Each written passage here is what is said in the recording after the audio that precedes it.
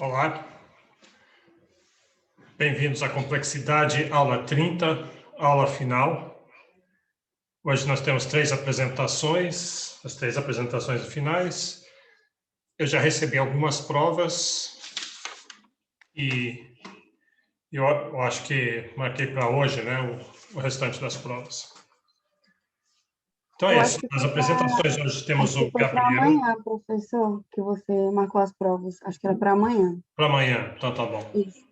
Então, eu já recebi algumas, quando eu recebo, depois eu dou um recebido sempre. Então, o restante amanhã. E as apresentações, o Gabriel vai apresentar sobre NBA e Poisson, o Márcio sobre talento versus sorte e Sofia, emergência de consenso. Então, vamos lá, deixa eu compartilhar aqui. Posso começar, professor? Pode sim. Então, Gabriel primeiro com o NBA. Está liberado já. Tá. Estão vendo a tela? Vamos. Então, eu vou apresentar esse paper, né? Depois Poisson Model Limits in NBA Basketball. A base desse paper é que tem se usado a distribuição de Poisson para modelar a distribuição de pontos ao longo do jogo de basquete, né? E aí esse modelo ele revisita essa prática e faz algumas alterações, né? Então, aqui. Os objetivos é analisar as dinâmicas de pontuação ao longo de intervalos, né? Ao longo do jogo. Então, a cada 10 segundos, quantas cestas acontecem, a cada 60 segundos, e como é a dinâmica de pontuação ao longo do jogo, né? Então, se no primeiro quarto, né, no primeiro período de jogo tem mais pontos, ou se em períodos posteriores tem menos, e assim por diante, né? Então, as regras do jogo de basquete tem 4 períodos, né, os 4 quartos, cada um com 12 minutos. As cestas podem ser de 1, 2 ou 3 pontos, né? Cestas de 1 ponto são cestas em que ocorreu uma falta e aí o jogador vai para a linha de lance livre, né? E cada um arremesso livre vale 1 ponto. Durante o jogo normal, cada cesta dentro de um certo perímetro vale 2 pontos e além desse perímetro valem 3 pontos. As faltas durante cada período, né, cada quarto, ao se acumularem 5 faltas, um jogador vai para a linha de lance livre e vai poder bater 2 lances livres, cada lance livre valendo 1 ponto.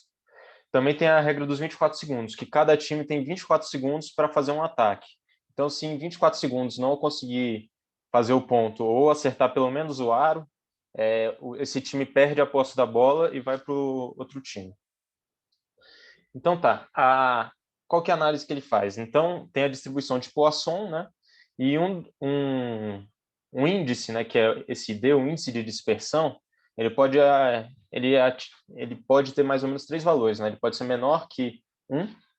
Então, os valores, né, estão muito concentrados dentro da média, maior do que normalmente a distribuição de Poisson prediria. Pode ser igual a 1, sendo que, basicamente, então, a distribuição se sobrepõe perfeitamente à distribuição de Poisson, e maior que 1, onde a variância é muito alta, né? E aí você acaba tendo um fenômeno de caudas grossas, né?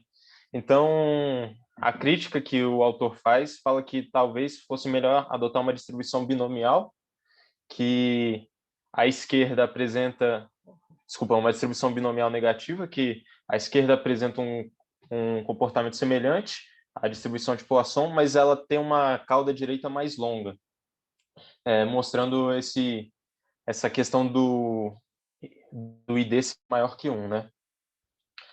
E a análise do tempo, então, a quantidade de cestas ao longo do tempo segue uma distribuição exponencial. Então, esse μ, que aparece aqui, ele seria, em média, quantos pontos acontecem por segundo.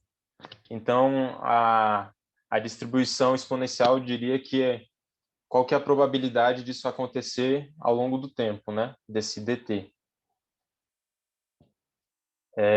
Então, ele usou uma amostra de 6.133 jogos, né? 5 temporadas regulares da NBA, em que cada time da NBA joga 82 jogos, sendo que desses 6.133, 5.733 o jogo acabou dentro do tempo regular, então o tempo regular são os 48 minutos, e 380 foram para a prorrogação. Só que ele descarta a prorrogação e ele considera os jogos quando vão para a prorrogação terminados empatados, porque se você adicionasse o tempo da prorrogação, você poderia viesar a análise que ele quer fazer. Aí desses 6.133 jogos, 3.848 foram considerados disputados, ou seja, no último minuto, então no minuto 48, a diferença de pontos estava igual ou menor a 12 pontos. O número de eventos, os eventos que ele considera é a situação onde a marcação de ponto. Então, se houve lance livre, ou uma cesta de 2 pontos, ou uma cesta de 3 pontos. Aí, o que acontece? Ele percebe que existe o fenômeno, né, de caudas grossas em algumas situações, e que, por isso, não deveria ser adotada a distribuição de Poisson por completo, que apresenta em alguma circunstância apresenta características de Power Law na distribuição de pontos, né, ao longo do jogo. Então aqui, ó, vocês estão vendo aqui o paper. Aqui, opa.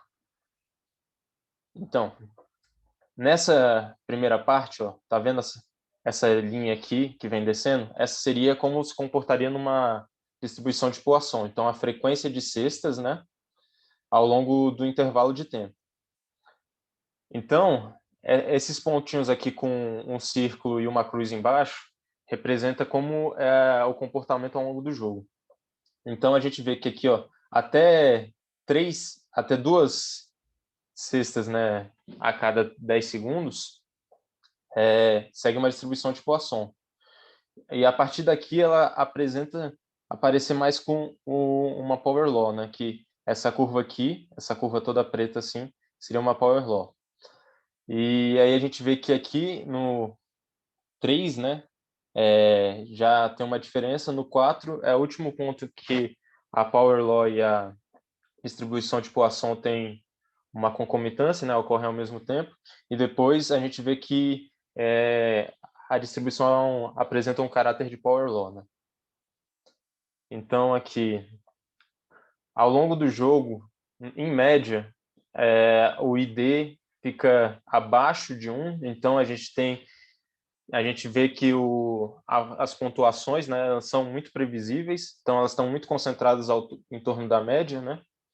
Enquanto nos minutos finais de cada quarto, o ID tende a 1, então realmente acaba sendo melhor representado por uma distribuição de Poisson, mas no último minuto de jogo, esse ID explode, ele vai para muito acima de 1. Aqui, então, mostrando como se comporta o ID ao longo dos períodos, né? Então, aqui no começo, aqui bem abaixo de 0,8, aqui chegando no final do primeiro quarto, se aproxima de 1, aí depois volta o jogo, volta o segundo quarto, aí cai, chega no final do segundo quarto, próximo de 1 de novo, chega no final do terceiro quarto, próximo de 1 de novo. Aqui, no minuto 47, é o final, o penúltimo minuto do último quarto, volta para perto de 1, e aí no último minuto vai para 2,2. Então, a variância, né, ela explode, ela muda completamente a dinâmica do jogo. Então, aqui a gente vê claramente que tem características de scale free process, né? Então, tem alguns poucos pontos têm uma dimensão muito grande, né?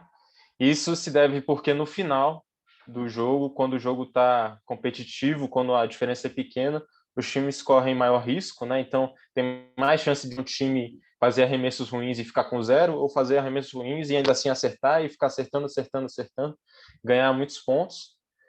Existe maior complexidade, então os times formulam estratégias mais eficientes, estratégias diferentes do resto do jogo, que podem ser mais cansativas e por isso não poderiam ter sido adotados o jogo inteiro. Existe maior variância, então os jogadores eles tomam maior risco, né? Como dito antes, eles fazem jogadas que normalmente eles não fariam, né? E existe uma mudança no perfil da pontuação. Então, quando eu falei no começo da apresentação que a cada 5 faltas por período eles podem ir para o lance livre, então no final do jogo espera-se que já tenham acumulado essas faltas e acabam tendo mais lances livres, porque as defesas ficam mais fortes, ficam mais agressivas e acabam cometendo mais faltas, além do que no basquete, quando ocorre uma falta, o tempo para de ser marcado, né? Então, para você tentar fazer com que o tempo dure mais, para você conseguir reagir, para você conseguir fazer cestas de 2 pontos, 3 pontos, você acaba fazendo falta no seu adversário para ele bater um lance livre. Se ele erra um lance livre, você já ganhou um ponto na lógica deles, na lógica. Então, é vantajoso para o time que está perdendo fazer faltas para parar o relógio e ter chance de marcar mais pontos. E aí, a distribuição nos últimos nos intervalos de tempo, né? Então, quando aqui vou mostrar aqui no paper, peraí, aqui. Então, quando chega aqui nos intervalos de tempo, no último minuto, né? A gente vê que tem uma frequência muito maior, o intervalo de tempo, né, tem uma frequência muito maior de cestas com pequenos intervalos de tempo. Então a gente vê aqui uma frequência muito alta com, assim, menos de 5 segundos, né? Aí cai até por volta de 3 segundos, depois volta a subir e depois aqui, nessa parte aqui, apresenta mais ou menos uma distribuição... Nossa, agora deu branco, perdão. Quando é igual... Aqui, basicamente, nesse intervalo de tempo, a frequência é basicamente a mesma. Então, Uniforme. isso, exatamente, uniforme. Então, por que isso acontece? Porque a partir desse tempo aqui, os times que estão ganhando, eles tendem a ficar mais tempo com a bola, para o tempo correr mais, e o time que está perdendo não tem chance de atacar. Então, como tem 24 segundos para você atacar, eles seguram o máximo de tempo a bola, aqui, ó, até por volta dos 24 segundos, depois volta a cair. E isso é uma estratégia de jogo tanto que você toma na ofensiva para te ajudar na parte defensiva, porque aí o outro time ele tem mais pressão para pontuar, né? E aqui, ó, ele mostra a frequência dos intervalos, né? Então, qual que é a distância entre cada pontuação? Então, a gente vê uma tendência ao longo do jogo todo, né? No gráfico anterior era só no último minuto, aqui ao longo do jogo todo. Então, a gente vê que existe uma crescente aqui, né? Isso, o eixo Y está logo linearizado, então, para diminuir para ficar mais fácil a escala, né? Porque são muitas observações, então a gente vê aqui que até mais ou menos aqui, ó, por volta de 24, 26 segundos, que é o tempo de cada ataque, né? Existe uma crescente e depois ele cai de maneira exponencial, né? Como foi aplicado o log no eixo Y, então quando ele fica reto aqui, você tem uma proporção exponencial, né? Então a gente vê que ao longo do jogo normal, a maior parte dos pontos ocorre com intervalo de 24 segundos, que seria o de se esperar de cada ataque, mas ainda assim existem situações em que a gente vê um caráter de power law, né, que é uma distribuição exponencial. Aqui nesse final que está além, né, que estaria além da exponencial, no paper ele retrata disso, mas eu acredito que seja um problema de falta de amostra, né? Que a gente vê que a frequência aqui é em torno de 10, aí aqui, ó, mais para baixo já é menos de 10, por volta de 5, é bem pequeno, então é quase desprezível. E o que eu achei interessante desse modelo e como ele se aplica à complexidade é que, até no próprio paper, eles citam que é a questão da corrida da Rainha Vermelha, né? Do Alice no Além do Espelho, que ela e a rainha ficam correndo, correndo, correndo e ficam no mesmo lugar, né? Então os dois times estão correndo, correndo, dando o máximo para se manter.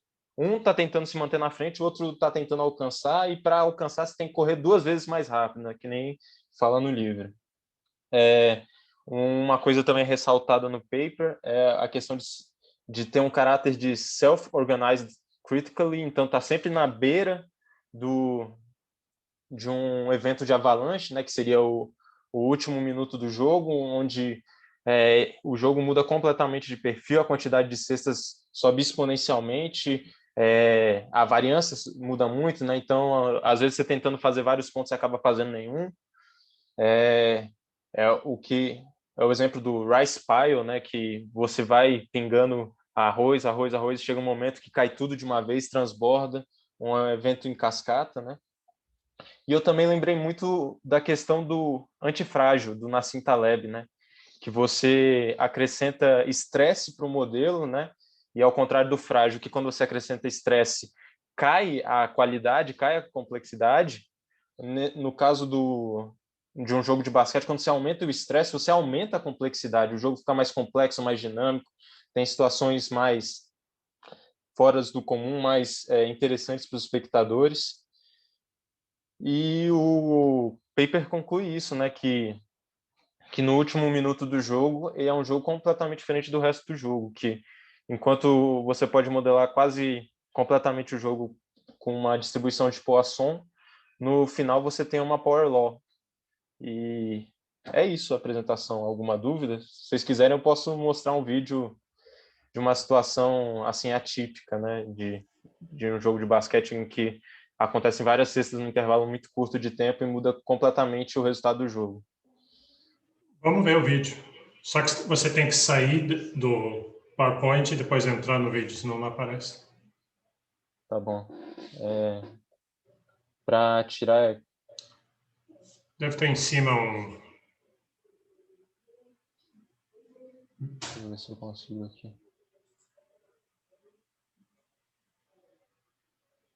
Alguém sabe aí como é que eu descompartilho a tela?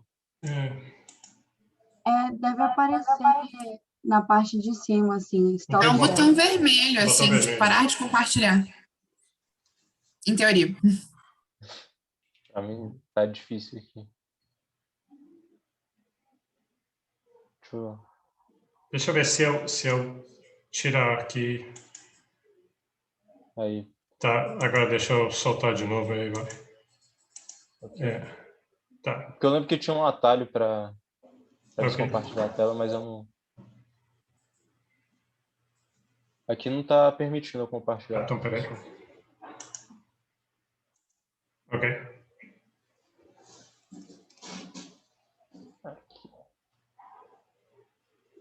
Estão vendo aqui o player de vídeo? Uhum. Então, aqui, como o título já fala, né, o jogador Tracy McGrady faz 13 pontos em 33 segundos. Então, aqui, ó, não sei se vocês conseguem ver, está 76 para o San Antonio, né, para o SA, 68 para o Houston. E esse time, o que está ganhando o San Antonio, ele é conhecido muito pela sua defesa, né? Durante quase 2 décadas, eles eram muito conhecidos pela defesa forte, né? Então, vou mostrar aqui o vídeo.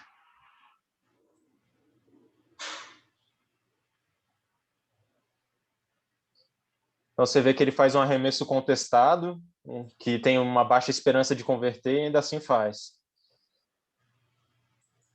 Depois ele faz um arremesso, sofrendo falta, e ainda converte o arremesso.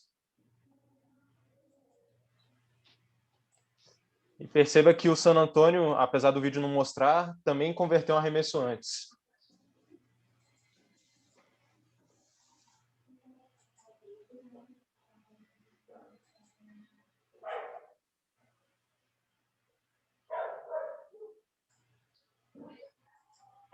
Novamente ele arremessa contestado e converte.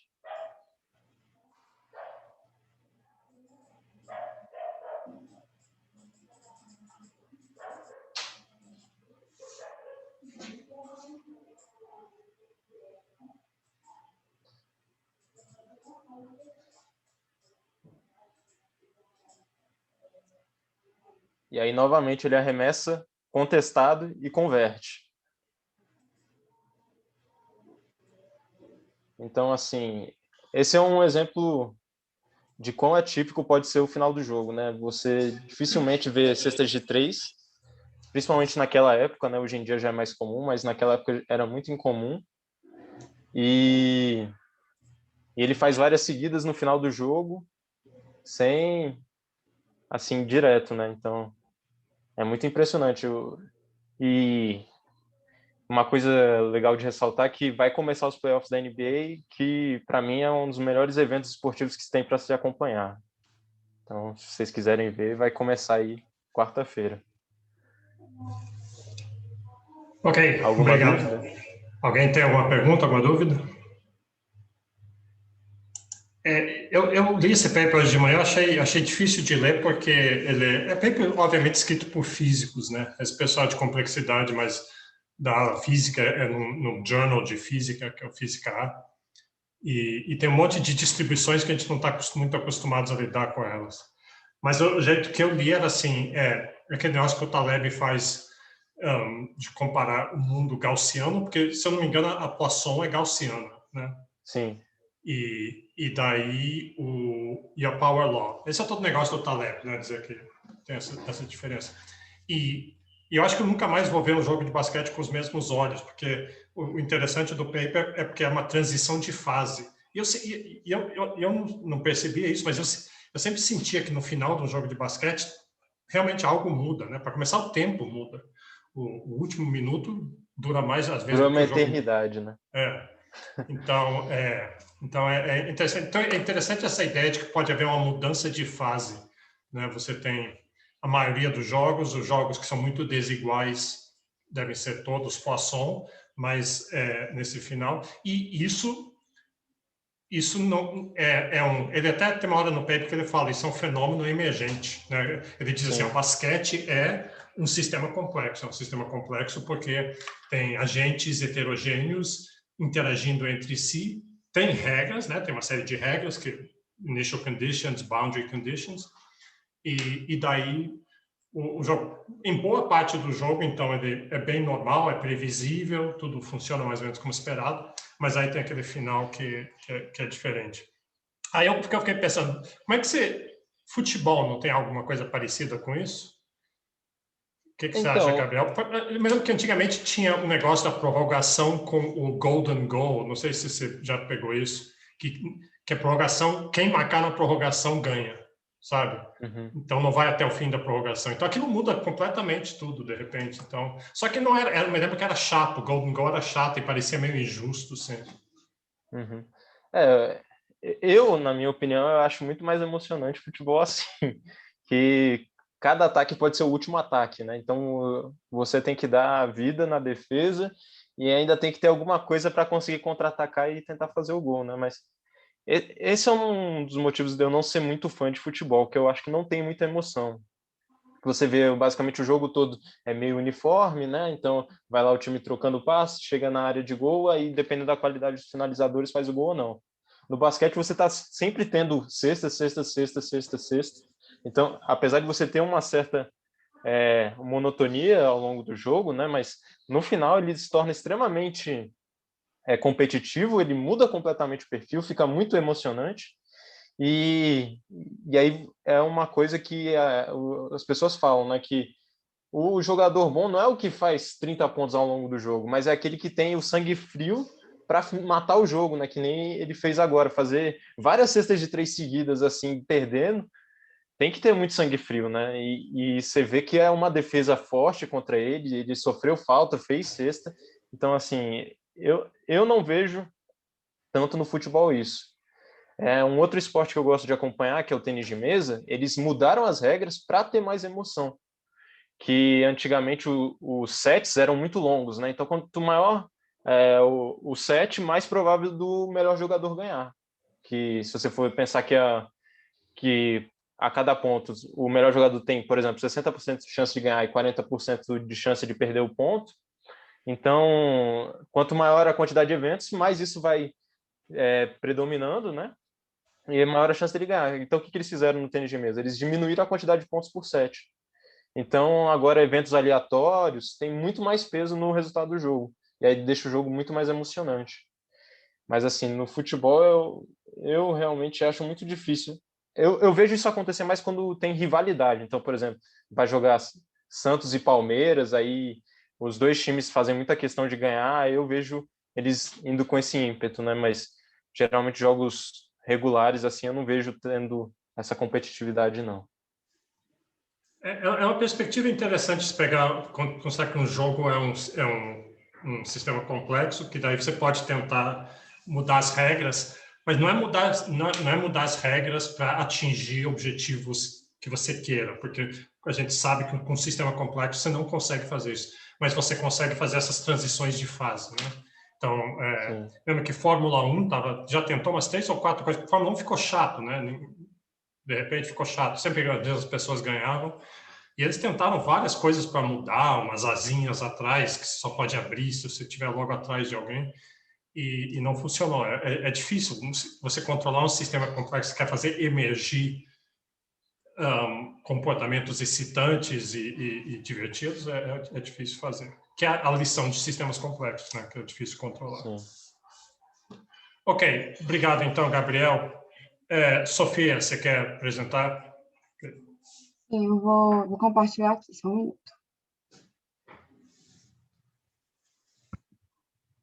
Pronto. Eu vou deixar minha câmera ligada, mas caso trave, vocês podem falar que eu desligo.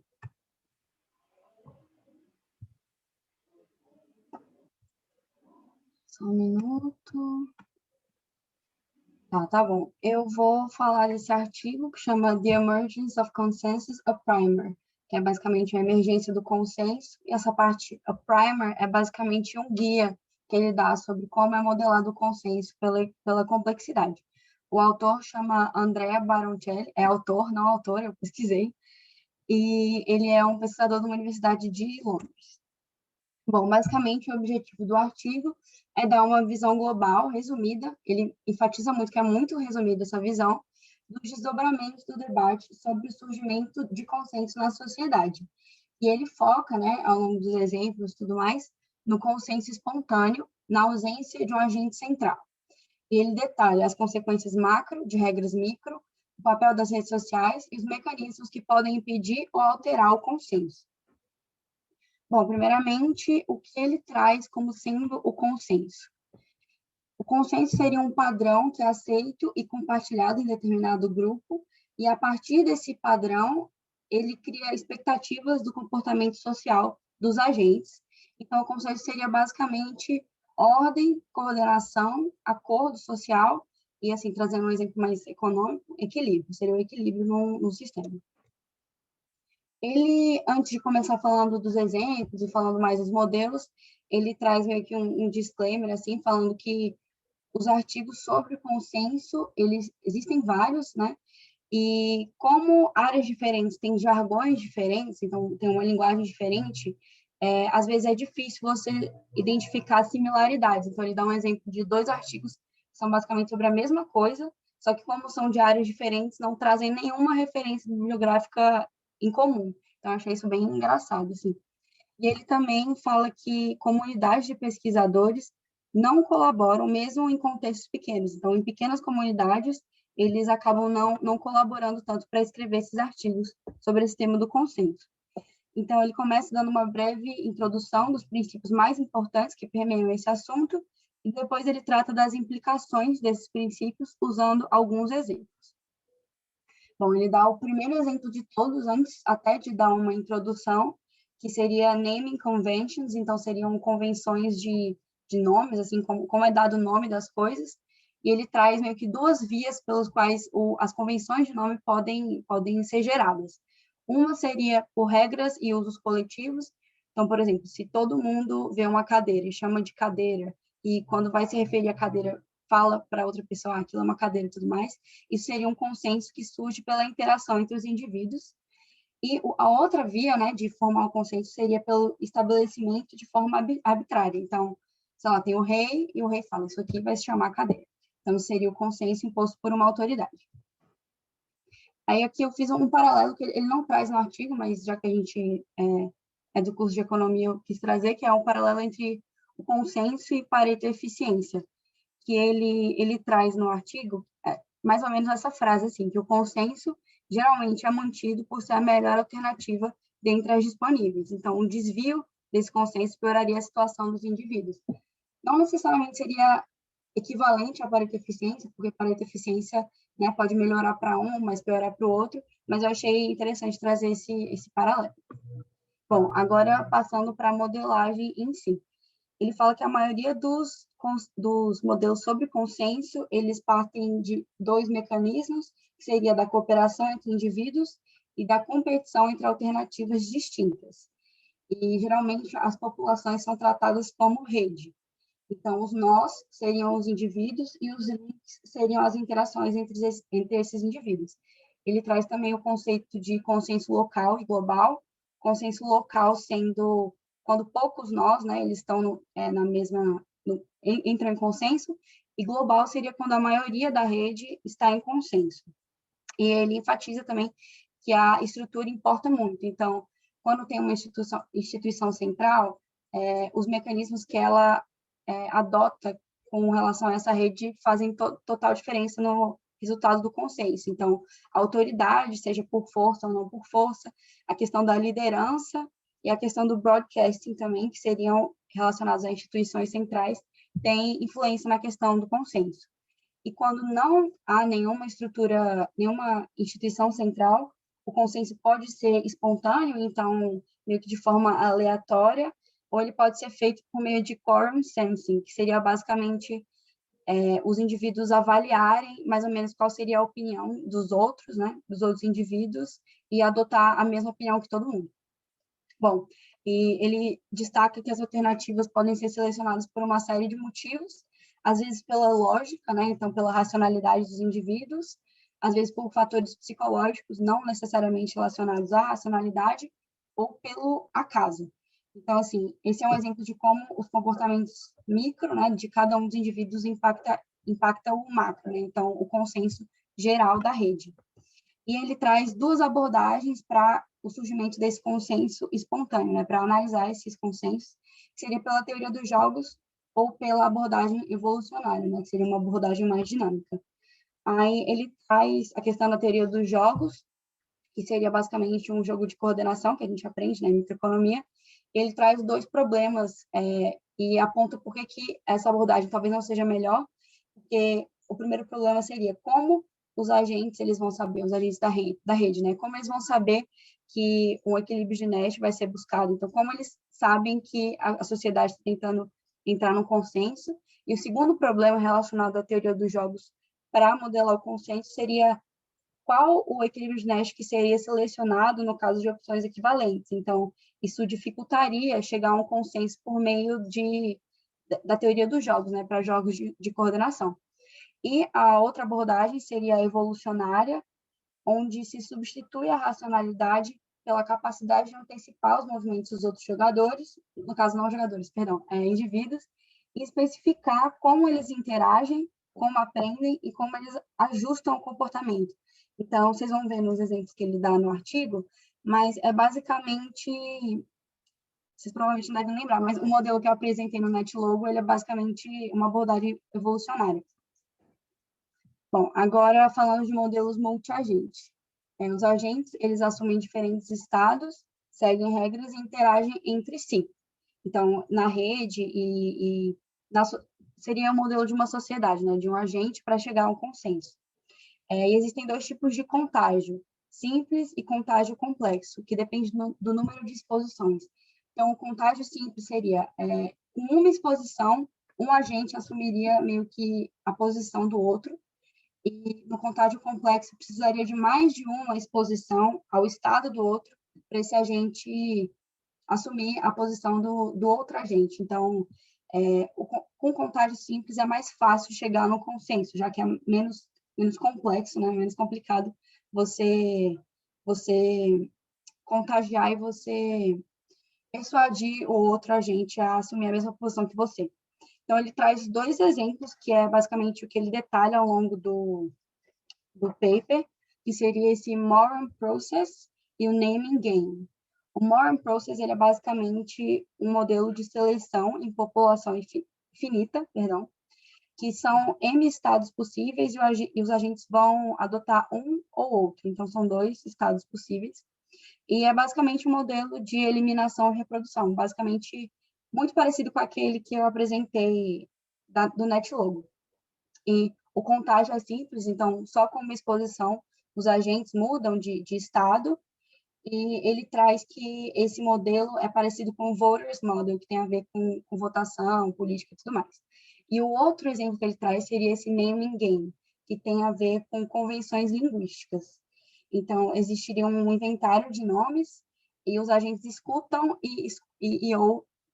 falam e escutam nomes. Então, esses seriam mais ou menos os estados que eles assumem. E o contágio, nesse caso, é complexo. Então, são precisas 2 interações para que haja esse contágio. E como vocês vão ver mais para frente, como o contágio ele é complexo, é mais difícil chegar num consenso. Bom, então esses 2 modelos, eles alcançam o equilíbrio que persiste indefinidamente quando o número de agentes é finito, como vocês vão ver mais para frente também. E o autor ele enfatiza que além da exposição, então, além do caso do contágio ser simples ou complexo, também importa a força dos agentes, a credibilidade ou a persuasão que eles impõem sobre os outros, e a questão seria mais ou menos a distância. Então, o quão distante eles estão dos outros agentes para poder meio que contagiá-los. Então, eles trazem essa questão também das redes e do Small World Property, que seria basicamente quando existe um caminho entre 2 nós que envolvem só algumas arestas. Então, isso seria, resumidamente, o Small World Property. Bom, aqui basicamente ele traz qual seria o caminho para o consenso nesses 2 modelos, e dá para perceber que aqui, ó, o preto seria o Moran Process e o vermelho seria o Naming Process. Então, dá para ver que nesses 2 casos, independentemente do tipo de rede que é assumido, né, existe um equilíbrio que, dependendo das condições dos agentes e das regras do jogo, vai persistir por X ou Y de tempo. Então, eu só trouxe esse gráfico para ilustrar o que ele fala do equilíbrio, mas o que eu queria mais focar era nesse daqui, que mostra a clusterização.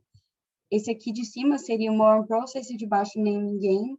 E como no Naming Game o contágio é complexo, então é mais difícil chegar no consenso, se formam clusters. Então, o consenso global, ele abrange uma maioria menor do que no caso do contágio simples. Então, eu trouxe isso para mostrar também.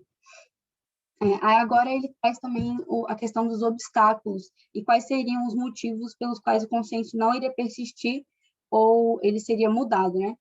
Então, ele traz que o consenso não é inevitável, como todo mundo sabe, o conflito ele é inerente à sociedade, às sociedades, né? E comunidades fortes atrapalham o consenso. Então, que nem eu mostrei, a topologia em contágio complexo. E se uma sociedade tem muitas comunidades fortes, existe a coexistência de mais de um equilíbrio. Então, é difícil achar um consenso realmente global. E ele também traz uma coisa que a gente vê assim, no dia a dia, completamente em redes sociais e tudo mais, a tendência de interação entre iguais. Então, seria a homofilia. Então, sei lá, se eu sou de esquerda, eu vou ter tendência a falar mais com pessoas que são de esquerda e vice-versa. E a interação entre indivíduos similares aumenta mais ainda a similaridade entre eles. Então, isso causa uma polarização crescente, que dificulta chegar no consenso, né? Então, esses são os principais obstáculos que basicamente partem da natureza humana e das questões evolutivas. Ele traz um exemplo que eu achei bem legal, que seria o exemplo do Twitter, que seria como foi encontrado o consenso na linguagem dessa rede social. Eles trouxeram, assim, no começo do Twitter, uma série de alternativas sobre qual seria o nome utilizado para o retweet para o retweet. Então, eles mostram que assim, a adoção do RT e via, na hora de você tweetar, ele foi adotado basicamente porque as pessoas que começaram a adotar essa nomenclatura eram muito populares e eram usuários assim, ávidos do Twitter. Então, por exemplo, sei lá, se o Donald Trump estivesse no começo do Twitter, e ele twitta demais, ele tem muitos seguidores e tudo mais, e ele usasse isso, a força dele, a popularidade dele, ajuda a fazer com que essa nomenclatura seja o consenso. Então, mostra a importância do status, da influência e da conectividade nas redes para se chegar a um consenso. Aí, uma conclusão final que ele traz, os fatores determinantes para que essa discussão seja mais desenvolvida seriam avanços em teoria dos jogos e em complexidade, combinados a um avanço no poder computacional, que facilita a criação de modelos que consigam combinar essas coisas e chegar a modelos com mais acurácia.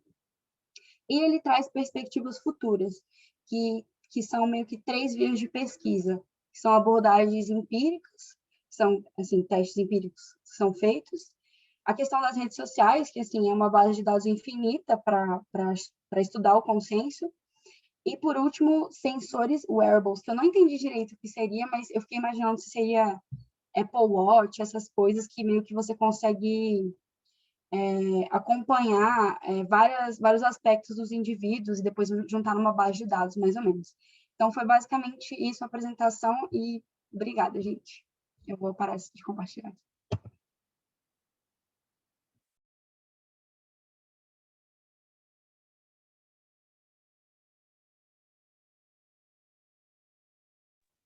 Professor, não dá para te escutar.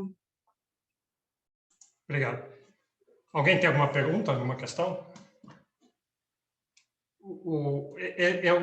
Esse paper, eu achei, o tema tem muito a ver com algumas coisas que a gente viu, que toda a parte de cultura e de aprendizado social. E eu quero mostrar uma coisa aqui, deixa eu mostrar um modelo.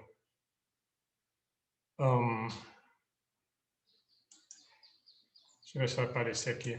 É um modelo que eles mencionam nesse trabalho do Axelrod. E eu botei ele, inclusive, aqui no...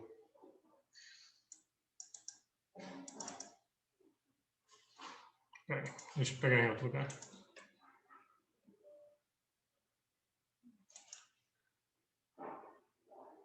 Espera aí que eu vou abrir depois. Eu sei que não está aparecendo aí ainda, mas vai aparecer.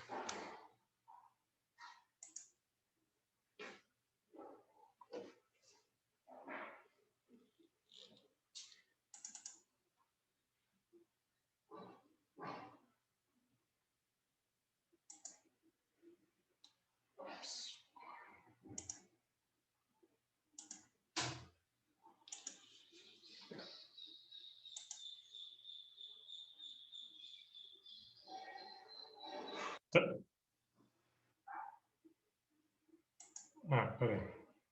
Não sei se vai me deixar mostrar. Tá, deu. Então, esse aqui, vocês já ouviram falar em Axelrod? Axelrod é um cientista político que, quando vocês aprenderam sobre o dilema dos prisioneiros, e que a estratégia que ganha das outras é tit for tat, você justamente copiar o que o outro cara fez. Ele é o cara que fez essa competição, que convidaram pedindo estratégia para um monte de gente. Ainda tem esse modelo que é um modelo de disseminação de cultura, que é muito parecido com a ideia de consenso. Então, uma coisa interessante sobre consenso é a seguinte aqui: consenso é bom ou é ruim? Pode ser bom ou pode ser ruim. Por exemplo, quer ver um caso onde consenso talvez seja ruim? Você já foi para a Europa, aí você viaja à Europa, assim, você vai num lugarzinho, tem um tipo de pão. O pão é redondo, crosta grossa, não sei. Aí você vai num outro vilarejo que fica 15 minutos dali, é outro tipo de pão.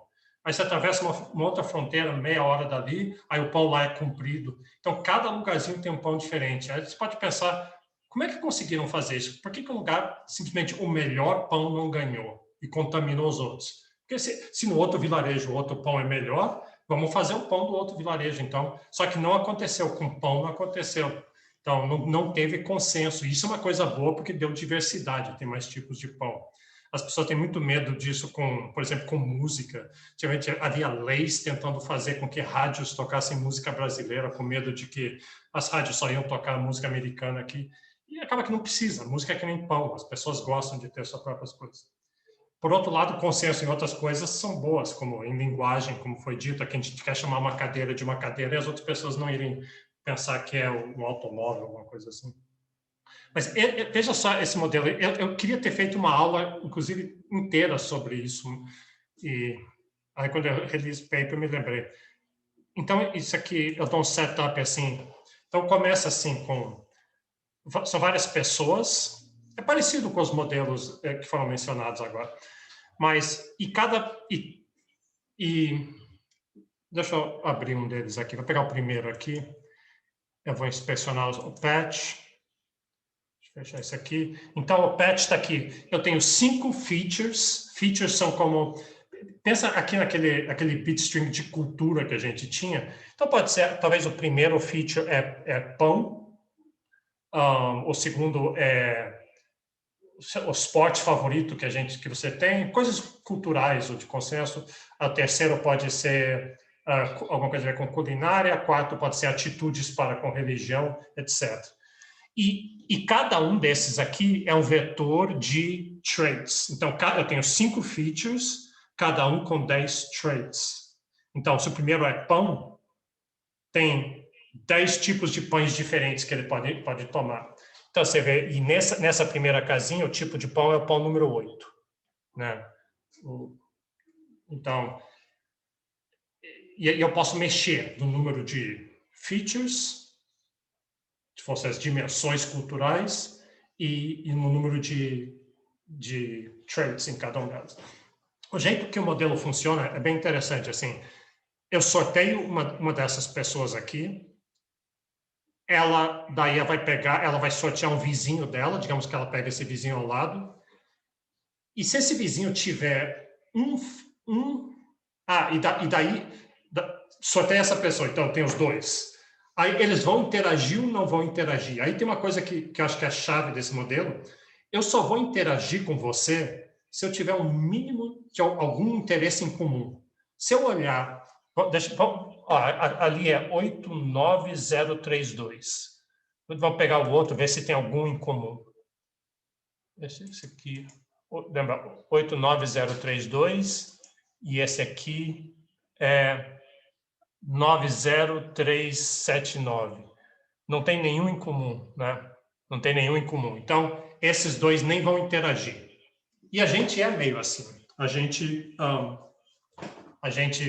se você encontra alguém e a pessoa é totalmente diferente que você, se veste diferente, fala diferente, tem interesses diferentes e a comida é diferente e tudo mais, aí você nem interage. Então, simplesmente não interagiu e a barreira entre eles continua preta. Mas se pegar dois, assim, deixa eu pegar esse aqui, ó. Deixa eu pegar esses dois aqui. Então, esse primeiro aqui, o penúltimo, e esse aqui.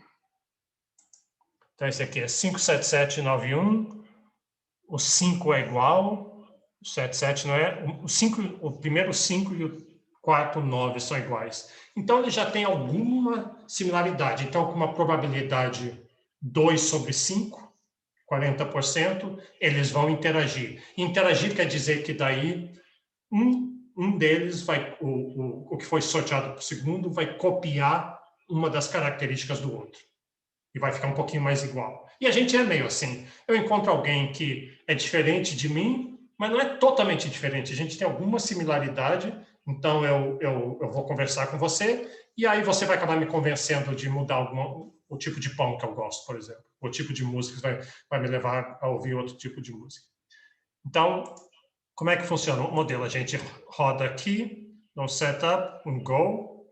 A gente quer saber no final, todo mundo vai ficar igual ou vai aparecer culturas diferentes? Então, veja. Olha o que aconteceu, ficou todo mundo igual. Vou fazer de novo.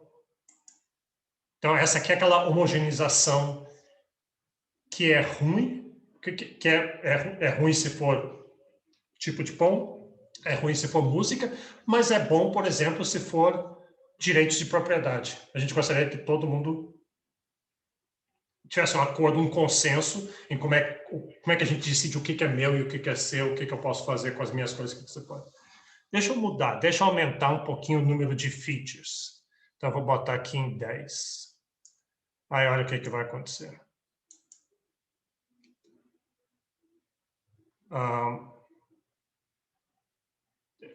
Deixa eu começar a contar. Deixa eu aumentar o número de características aqui. Então, vai ficar mais difícil para a gente ser iguais. Então, ver o que aconteceu aqui. Aqui você tem um grupo com uma cultura. A cultura é um vetor de 5 features. Tem outro aqui, tem um único aqui. Esse aqui é diferente desses em volta, esse aqui também. Então, esse aqui é um tipo de pão, outro tipo de pão, outro tipo de pão, outro tipo de pão. É mais ou menos Europa, né? Aqui. Por que aconteceu isso? Porque agora tem muitos traits. Eu encontro você, começo a conversar com você, mas como cada feature tem muitos traits, é mais difícil a gente chegar num acordo. Mas se eu aumentar o número de features aqui, deixa eu botar em 10. Aí já tende a... Porque agora nós tem mais probabilidade de termos algo em comum e conversarmos e chegarmos a um consenso. Isso aqui é difícil um pouco entender, assim, descrevendo rapidamente, mas a ideia é muito interessante. E esse modelo, esse não está no NetLogo, mas eu botei ele lá no Google Drive, para quem tiver interesse. Outra coisa que é consenso quando é ruim, pode ser bom, pode ser ruim, Covid. Né? Um consenso é que todo mundo pegue. Eu encontro você me convence a ter Covid, eu convenço a minha mãe a ter Covid, e aí todo mundo tem, e aí pode ser ruim. Ok. Então, Márcio, vamos lá. Boa tarde, professor.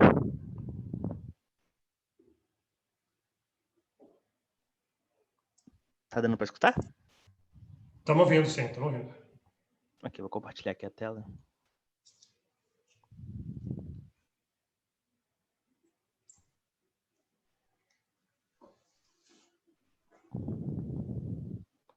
Tá certinho aí?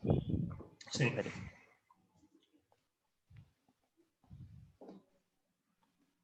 Agora foi. Boa tarde, gente. Hoje eu vou falar sobre esse artigo, né, que tradução fica Talento contra a Sorte, o papel da aleatoriedade no sucesso, na falha e no fracasso, do Alessio Emanuele Biondo e do Andrea Rapsarda.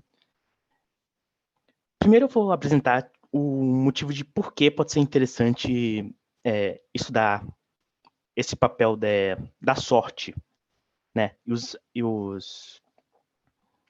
Eles começam apresentando que a ideia de sucesso muitas vezes é ligada a algo muito do indivíduo. Então, se aquela pessoa conseguiu aquele status, é normal tanto aquela pessoa quanto a sociedade, assim, de maneira geral, atribuir aquilo por méritos da pessoa, né? Ela se esforçou muito, ela trabalhou muito mais, mas eles também apresentam a ideia de que, ok, você tem uma pessoa lá que ela pode ser muito inteligente, mas não tem como uma pessoa ser muito, muito mais inteligente do que outra, né? Não tem como alguém ter um QI de 1000, por exemplo, é algo que não tem como. E também a questão do trabalho.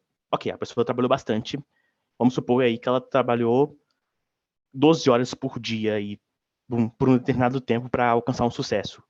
Mas ela ainda assim ela vai estar limitada ali nas 24 horas diárias, né? Não tem como uma pessoa trabalhar 80 horas por dia. Então eles procuram apresentar o que torna, né? Já que existem limites, tanto na inteligência quanto em trabalho duro, por assim dizer, eles tentam entender mais ou menos o que poderia fazer com que as pessoas alcancem sucesso e outras não, e eles apresentam a sorte como esse determinante. Aí, uma coisa que para mim pareceu muito nesse trabalho, pelo menos assim que eu vi, é entender como nós, humanos pensamos e como nós, por vezes, ignoramos e não sabemos muito bem como lidar com estatísticas e probabilidades, né? Por vezes a gente prefere ir pelo caminho intuitivo do que realmente o rigor ali da probabilidade. E eles dão uma série de casos, assim, de uma série de estudos que, assim, o resultado deles é muito interessante. Pelo menos, eu particularmente achei muito interessante. Por exemplo, o fato de nomes que são fáceis de pronunciar são julgados de maneira positiva por outras pessoas, em detrimento de pessoas que têm nomes que são difíceis de pronunciar. Também teve um outro artigo onde pessoas que tenham nomes que possam ser dados como nobres trabalham mais como gerentes do que empregados, né? De maneira geral, pessoas que têm nomes que podem ser nobres, assim, eles não... Eu não cheguei a ver nenhum desses trabalhos, né? Eles dão referência nesses trabalhos, mas eu não sei o que seria um nome nobre. Mas, assim, de maneira geral, acho que nós temos um consenso que, ok, aquele nome ali parece um pouco diferente, e esses nomes um pouco diferentes seriam nomes nobres, e esses nomes nobres seriam mais comuns em gerentes do que empregados. Também tem um outro artigo onde eles apresentam um resultado onde, se uma advogada tiver um apelido... Aqui eu esqueci de escrever, mas se o apelido da advogada for masculino, ela tem mais chance de ser bem-sucedida na carreira jurídica. E também um outro trabalho aqui, que a probabilidade de você se tornar um CEO é fortemente influenciada tanto pelo seu nome, né, que liga um pouco com esse outro trabalho ali sobre os nomes nobres, ou até mesmo o seu mês de nascimento. Aí eu não sei, aí eles não chegam a abordar assim a qualidade desses artigos, né, essa questão de causa e efeito, mas são resultados que por vezes, assim, se eles forem de fato verdade, a gente não vai levar isso em consideração. Então é muito mais fácil você considerar que, sei lá, o Elon Musk conseguiu estar onde ele está hoje pelo sucesso dele, porque ele trabalhou bastante. Mas o que eles tentam trazer nesse modelo é que talvez exista um fator de sorte embutido que, por vezes, as pessoas ignoram. Aí, como é que é o modelo? Eles fizeram um modelo baseado em agentes, na própria NetLogo, intitulado Talent vs Luck, e eles consideram duas suposições, né, para procurar não tornar muito complexo as coisas. A distribuição é gaussiana, tem uma distribuição gaussiana de talentos na sociedade, né, que é algo que, de fato, se vê na sociedade, né? Se você for pegar a sociedade como um todo, a maneira como as pessoas talentosas, como o talento está em cada pessoa, segue uma regra gaussiana. E dentro desse modelo do NetLogo, você vai ter uma dinâmica de múltiplos eventos de sucessos e fracassos. E uma coisa que eu esqueci de mencionar anteriormente é que, embora o talento você tenha essa distribuição gaussiana, né? E aqui com talento eles consideram o esforço, a inteligência da pessoa, as habilidades, né? Então, aqui nesse talento está englobado todos esses fatores individuais, né? Por mais que a distribuição seja gaussiana, a gente tem na renda a One Power Law, né? Que a gente já viu em outros modelos durante o curso, que aquela regra de Pareto 80-20, em que 20% das pessoas possuem 80% da renda global. E dentro desse modelo, eles simulam a evolução da carreira de N agentes durante um período de 40 anos, tendo 2 ticks, né? Cada tick sendo um evento de sucesso ou fracasso por ano. Então, terminam aí com 80 ticks no total. Aqui é uma pequena imagem, né? Que é como fica visualmente esses eventos no NetLogo. As bolinhas verdes são os eventos de sorte, né? A pessoa, não sei, conseguir ali uma promoção rápida na empresa e, com isso, ir ganhando o espaço na empresa. E os pontos vermelhos são eventos de azar, né? Tanto o evento de sorte quanto o evento de azar, dentro do modelo, surgem em locais diferentes, dentro dessa caixa aí, onde os agentes estão. Aí eles dando segmento ao artigo, eles fazem as respostas obtidas rodando o modelo apenas uma vez. E tem algumas respostas assim que, tanto como os artigos que eu falei anteriormente, tem umas respostas curiosas, como, por exemplo, as pessoas mais talentosas não são as pessoas mais ricas. Então, você tem ali um talento inicial, né?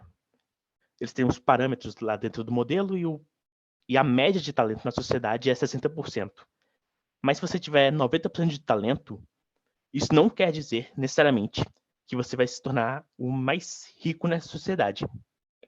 E você também tem um grupo de 16% de pessoas que tiveram uma vida neutra, então a vida da pessoa não teve nenhum evento de sorte ou azar, né? A pessoa, passando assim para o nosso mundo, entra aí um pouco de questão, talvez, de mobilidade social, né? Que é muito difícil, pelo menos, por exemplo, no Brasil, é muito difícil você ter essa mobilidade social, né? Você sair de uma classe e para outra, no seu período de vida, é muito mais comum você ter isso quando você vai analisar gerações, né, de uma família.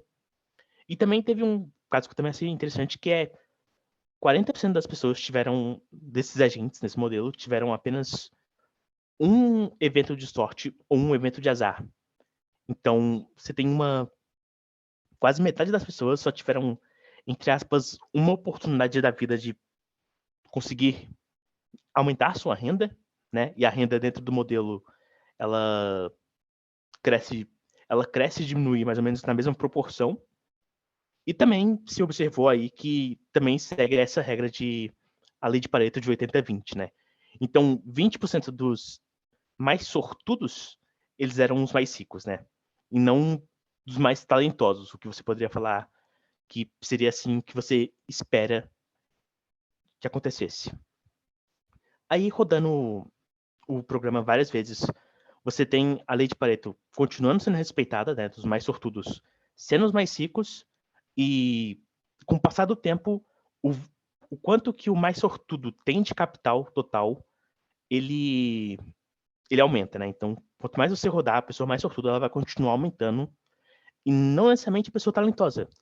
Tanto que o indivíduo que eles colocaram no artigo, que teve a maior renda final, ele tinha 1% de talento a mais que a média da população.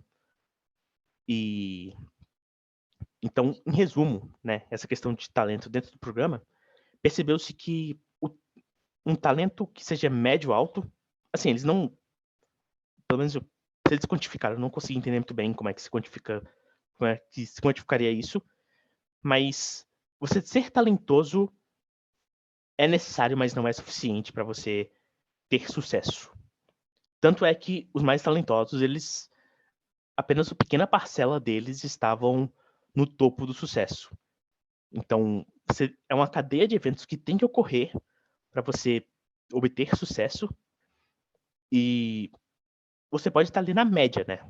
É mais questão de você realmente encontrar esses eventos.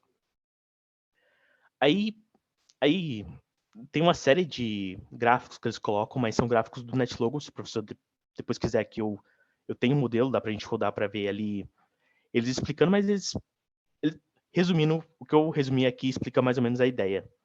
E no final do artigo, né, eles fizeram esse modelo no NetLogo, e eu não entendi muito bem se eles usaram o mesmo modelo para o estudo ou se eles mudaram alguma coisa, porque para mim pelo menos não ficou muito claro, mas eles aplicam essa ideia no mundo real. Eles aplicam essa ideia principalmente no contexto sobre financiamento de estudos, né? Financiamento de estudos científicos, estudos acadêmicos. E eles apresentam, eles iniciam um trabalho apresentando como é que a sorte é importante para pessoas obterem sucesso e... Pera, desculpa, perdi um pouco. Eles apresentam um trabalho como a sorte é importante para as pessoas obterem sucesso, mas não necessariamente você tem que dar... Mas não necessariamente as pessoas mais talentosas vão ser as mais ricas, entre aspas, assim, no final desse processo. E eles entram com esse debate dentro do financiamento de estudos científicos assim, talvez o professor consiga explicar um pouco melhor como é que funciona no Brasil, mas no exemplo deles, eles colocam um evento, um projeto imaginário, e qual seria a parcela da população científica que você teria que disponibilizar esse dinheiro? Pode-se pensar que seria melhor você disponibilizar esse dinheiro para as pessoas mais inteligentes, né, as pessoas de ponta no seu departamento, mas eles mostram com o estudo que segue mais ou menos a mesma lógica do NetLogo, onde você espalhar essa renda entre diversas pessoas faria com que você tivesse mais chances de ter um sucesso muito grande, né?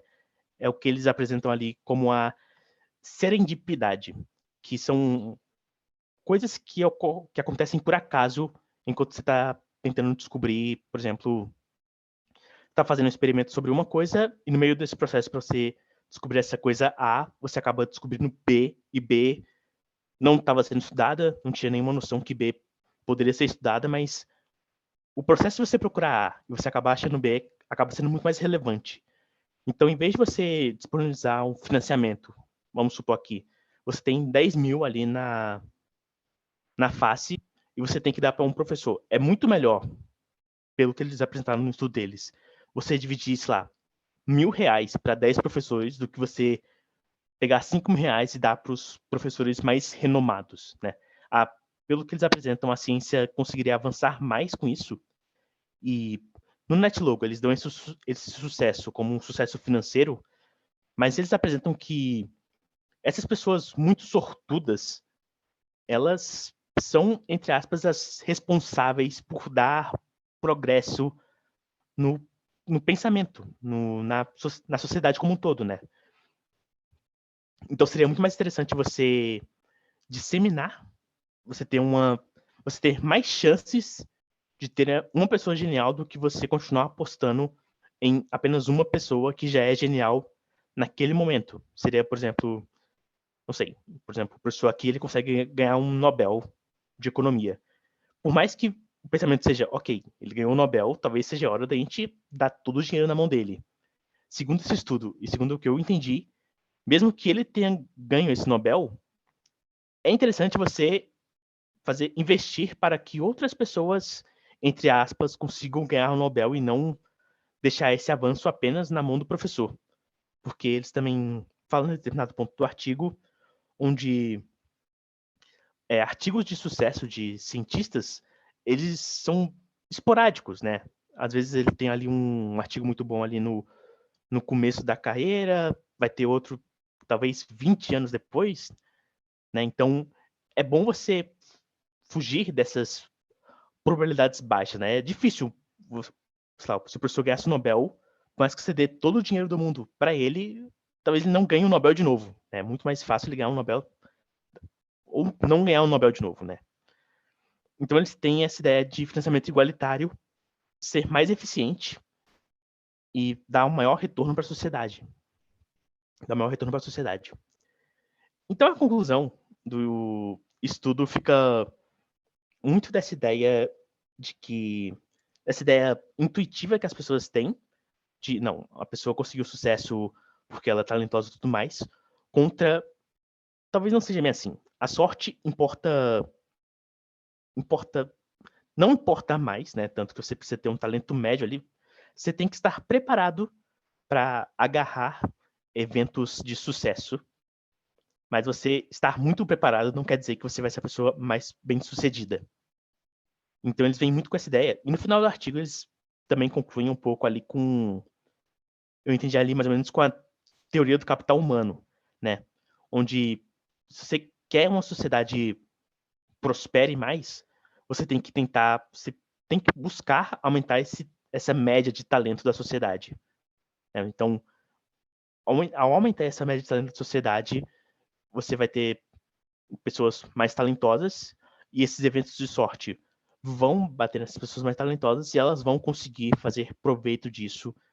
E esse retorno pessoal, individual da pessoa, tende a retornar para a sociedade com inovações e coisas do gênero. É mais ou menos isso o artigo e o que eu consegui entender dele. Ok, obrigado, Márcio. Alguém não está convencido? Alguém acha, por exemplo, não, isso pode ser verdade em outras áreas, mas em tal área não é verdade. Talento, quem está no topo está lá porque realmente merece, é melhor do que os outros. que eu acho que muita gente deve pensar assim, deve, que é muito difícil a gente, quando você pega assim, seu jogador de futebol favorito, seu cantor favorito, seu escritor favorito, diretor, a gente, não, mas esse cara não, esse cara é muito bom, olha o que ele fez. Aí você pode listar, fazer uma lista de coisas que ele conseguiu. E não pode ser coincidência, não pode ser sorte. Porque sim, professor, eu vejo, assim, socialmente falando, quando você tem uma pessoa muito talentosa, boa sorte em falar para ela que foi sorte o que ela conseguiu fazer, né? A pessoa provavelmente vai mandar você se ferrar e falar, não, eu sou talentoso, você tá reclamando aí porque você não consegue tanto quanto eu. Né? Então, assim, a resposta desse artigo é um pouco controversa, né? Você chega, assim, dando base, assim, uma coisa mais diária, vai bem de encontro com essa coisa de coaches, né? Que eles não, vai lá, se esforça, você vai conseguir e tudo mais, mas tá, você tem que ter um talento ali em um nível ok para agarrar as oportunidades, mas não adianta você se esforçar 200%, não vai ser isso que vai te trazer sucesso. No final das contas, ali você vai tomar um café, conhece uma pessoa nova e essa pessoa é um CEO de empresa famosa. E aí, pronto. Esse foi o seu talento, foi tomar café. eu acho que em algumas áreas, esse é aquele livro do Barabás, The Formula, né? Aquele livro é sobre isso, The Formula for Success.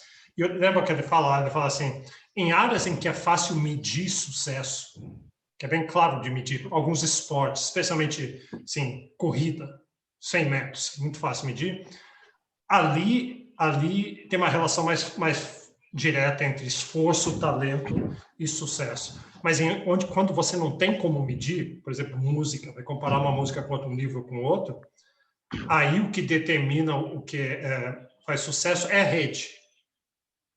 Quer dizer, é que nem no modelo que você mostrou, tem que ter talento, tem que ter esforço, mas os que chegam lá, o que esse talento e esforço já elimina assim 90%, mas entre os 10% que sobra, o que determina? Ali é sorte. A rede gosta. Eu vou ler esse livro, mas vê que um monte de gente está lendo e todo mundo gostou. Eu sou evolucionariamente adaptado para copiar as pessoas do meu grupo e eu vou fazer a mesma coisa. Então, eu acredito nisso. Eu acho. Só que tem uma coisa que eles não mencionaram, que eu acho que é importante aqui. Então, tem esforço, tem talento para passar uma barreira, depois tem sorte para ser escolhido entre aqueles que estão lá em cima, mas aí, uma vez que eu fui escolhido, por exemplo, eu dei a sorte, escrevi um paper e o paper foi ultra citado, fez maior sucesso, aí eu recebo dinheiro, eu recebo atenção, eu recebo confiança, autoconfiança, e aí talvez eu possa melhorar o meu talento e o meu esforço.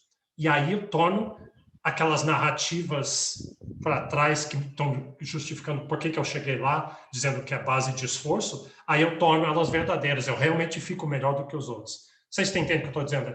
Eu tenho sorte para ser o melhor, e ao ser o melhor, ser considerado o melhor, eu vou ter tantas facilidades, isso vai abrir tantas portas, que eu realmente vou virar o melhor. Sabe? Se eu sou esportista, eu vou jogar num time melhor, vou ter companheiros melhores, vou ter treinamento melhor, vou ter médicos melhores, e aí realmente eu vou ficar melhor. Mas eu não cheguei lá porque eu sou o melhor do creme. Então, é bem mais complicado do que parece isso. E a questão dos financiamentos é bolsas, né? Aquela parte final do paper é sobre bolsas. O CNPq faz isso. O CNPq dá bolsas, bolsa do CNPq, bolsa produtividade, por exemplo, e todo mundo quer, todo mundo aplica, e só uma parcela pequena ganha. Mas como é que você faz? Como é que você decide para quais você vai dar?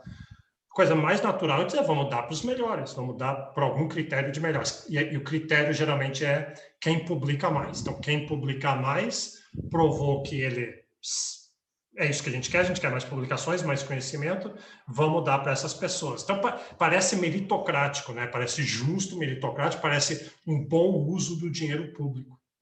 E o que ele está dizendo é que, na prática, não é. Ele mostra, e eu acredito, que se você distribuísse quase que aleatoriamente, ou mais, distribui para todo mundo, em vez de dar um monte para um pouquinho de pessoas, dá para iguais, dá para... Todo professor recebe algum tipo de bolsa dentro do orçamento, né, o que deve fazer no orçamento, que essa ideia de você escrever um paper, o Barabás tem um paper mostrando isso, é quase como uma loteria. Você escreve papers e é que nem comprar uma loteria. Às vezes o paper vai ter impacto, às vezes não vai ter impacto. E é independente de quão bom você é, de certa forma. Uma outra aplicação disso é até mais polêmica, é dizer, e eu tenho visto muito essa ideia que nós não devíamos eleger pessoas democraticamente. Vamos fazer uma loteria também.